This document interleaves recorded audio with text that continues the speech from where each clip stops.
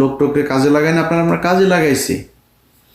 আপনার মতো এই বালছাল এগুলি এই বাংলাদেশের জন্য জীবনে কোনোদিন কোনো কাজে আসেন নাই। আপনারা কেন কাজে লাগাইছি জানেন? খালি ওই যে ধর্মীয় গুটি খেলে না আওয়ামী লীগ, এই কারণে এই কয়েক মাস আপনার দরকার ছিল। আপনার মতো এরকম এই ভদ্র চোর, ভদ্র সুদখোর আমাদের দরকার নাই ভাই।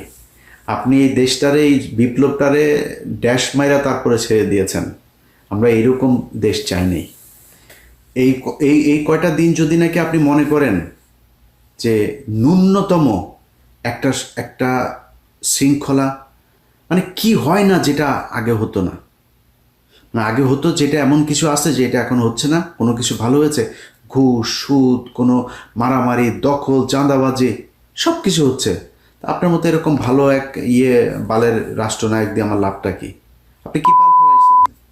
আপনি গত এগুলোর ব্যবস্থা আপনার চোখের সামনে চুরি করে আপনি কিছুই বোঝেন না। সব বুড়া মুড়া এগুলি খাটাসগুলি ধরছেন, জীবনে কোনোদিন নামও জানি না। এই দেশের এই 15 বছর তার অবদান কি?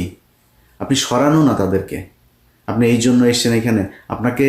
আপনি যা ডিজার্ভ করেন তার চাইতে শত সহস্র কোটি কোটি গুণ আপনাকে বেশি সম্মান দেওয়া হয়েছে। আপনি আমার ক্ষমতা আছেন দেখে আপনার চ্যাটের ভালো হয়ে গেছেন, আপনার তো মিয়া কামলার মতো কামে লাগাইছি আমরা। আপনার এখানে থাকলে, আপনার মতো এরকম একটা সুদখোর যদি থাকে, তাহলে ইন্টারন্যাশনালি তারা আমাদের কিছু বলবেন, এই জন্য কামে লাগিয়েছে আপনারা। আপনি এই দেশের জন্য জীবনে কোনদিন কিছু করছেন নাকি?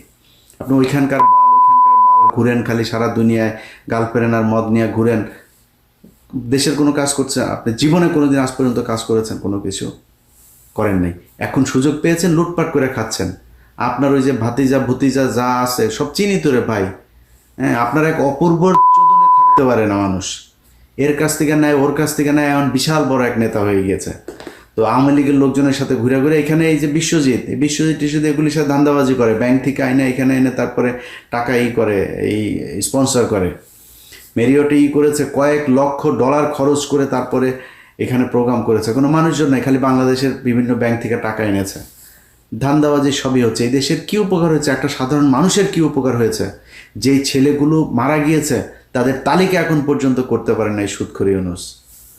আপনারা এই বিপ্লবে আপনি যে ক্ষতিটা করলেন, এটার সুযোগ আপনার হাতে ছিল। বাংলাদেশের মানুষ আপনাকে একদম ব্ল্যাঙ্ক চেক দিয়ে দিয়েছিল, ব্ল্যাঙ্ক সাপোর্ট দিয়েছিল। যা মনে চায় করেন ডক্টর ইউনূস।